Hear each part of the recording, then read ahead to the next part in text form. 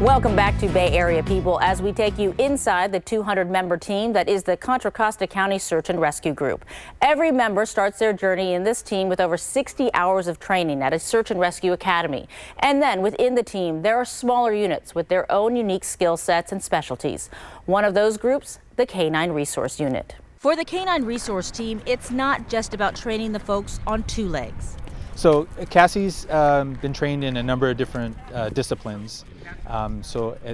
She's been cued by Carol to look for a specific source, and we use different commands, so each of the handlers has a different command for the different type of source we're looking for. And when it comes to searching, there is nothing like a little help from man's best friend. They too go where called. Back in June, 2 canine handlers went to Kern County and helped clear out burned homes. Scientists say it's on the order of 10,000 to 100,000 times more keen than our sense of smell. So it's just, it's incredible what they can do. And what they do is respond in urban environments, crime scenes, mudslides, and they will search the mountains. That sense of smell critical to helping search crews. The canine resource on the team is a very important tool that the search and rescue team has. So for instance, if we're in a search, if you think about a search, if a person went missing, they could go off in any direction. It's difficult to effect a search when you don't know the direction the person went. How big is the team? We have 6 dogs on the team. So they're trained in various disciplines. The most common is what's called a trailing dog, and that's a dog that's trained to be presented with a scent article from the missing person and then to follow that scent trail. And while they train with the larger group, this team requires a lot of additional hours. How do you get these dogs, and how do you get the people who know how to handle these dogs? So that's a great question. The dogs require a lot of training. So the dogs train twice a week, an average of 2 to 8 hours in each training. So that's about 400 hours a year. So it's a lot. When they're searching for somebody, they're not doing it out of empathy. They don't feel sorry for the missing person. It's there's a routine and a game for them. Where are they coming from? I mean, who are the handlers? Carol's been on the team for at least 10 years. The dogs are pets first, and so they come from members of the team. So in order to be a dog handler on the team, you have to be on the team for a year. Do you need a specific breed?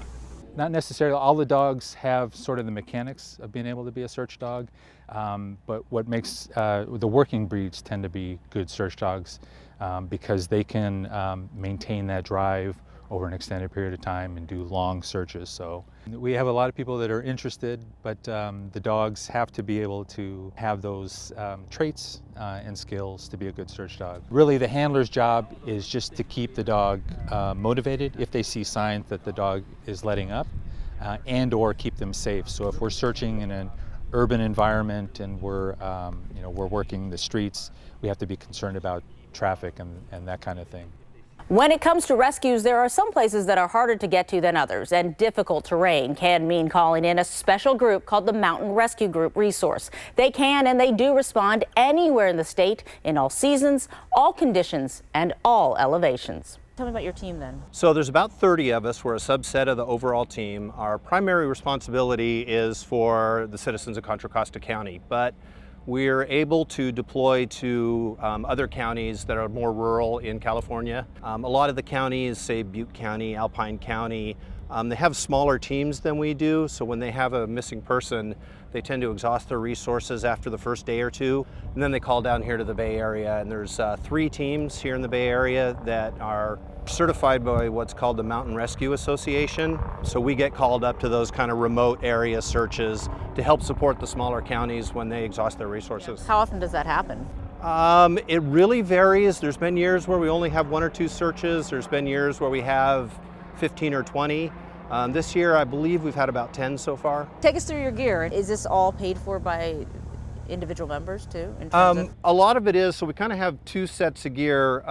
We have the stuff that the sheriff's office owns that we use on a lot of these searches. We do some technical work with rope systems. We use carabiners, pulleys, various technical gadgets to set up rescue systems for high terrain, high angle rescue. They are tasked with searching some of the most difficult terrain.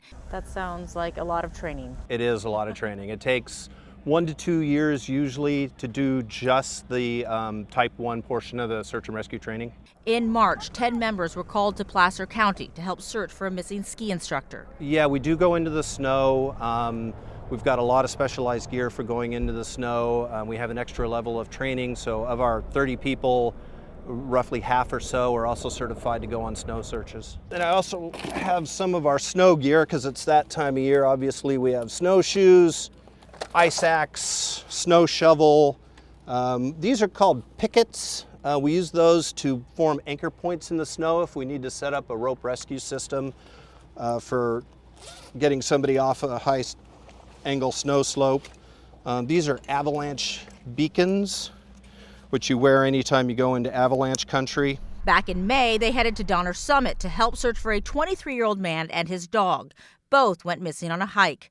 And 12 members and staff helped search for a missing woman in Butte County. A woman who just lived up there in the mountains went for a walk with her dog and went missing for 3 days, and she ended up falling down a really steep canyon. So we deployed a lot of this technical gear to help get her up out of that canyon. How rigorous and strenuous is that kind of work? It's pretty strenuous. It can be really, really demanding. Some of the terrain we get into is really very vertical terrain, no trails. We train to start from the top of or the bottom of a cliff and set up these really beefy double rope systems that you really don't need to be that strong a climber to use. And from the mountains to the search for metal, how technology is helping that mission when we come back. If there was a buried body there, it would pick up their fillings, for example, or jewelry that they have on.